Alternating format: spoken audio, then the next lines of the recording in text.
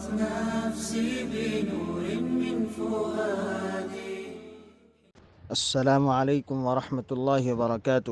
Radio HRDF میں خوش آمدید. اپنی سوانح حیات میں محمد علی کلے ان تبدیلیوں کے بارے میں کہتے ہیں جو اسلام نے ان کی زندگی میں کی ہے.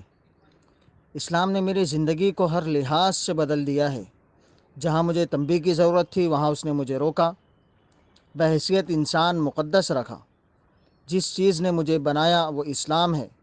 میں شراب نہیں پیتا، تمباکو نوشی نہیں کرتا، جوا نہیں کھیلتا اور سور کا گوشت نہیں کھاتا. میں کسی دوسرے انسان کے خلاف انتقامی کارروائی نہیں کرتا.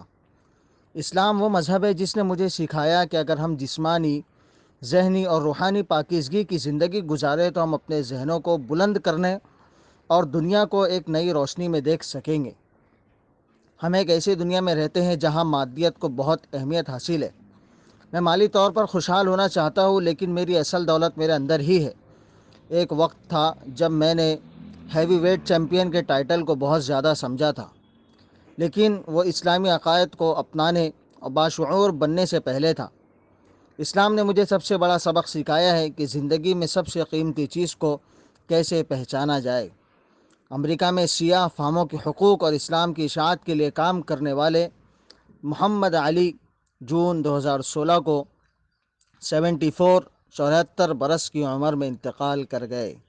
اللہ تعالیٰ جسے چاہتا ہے ہدایت دیتا ہے اور وہ ہدایت پانے والوں کو زیادہ جاننے والا ہے. نفسي بنور من فؤادي.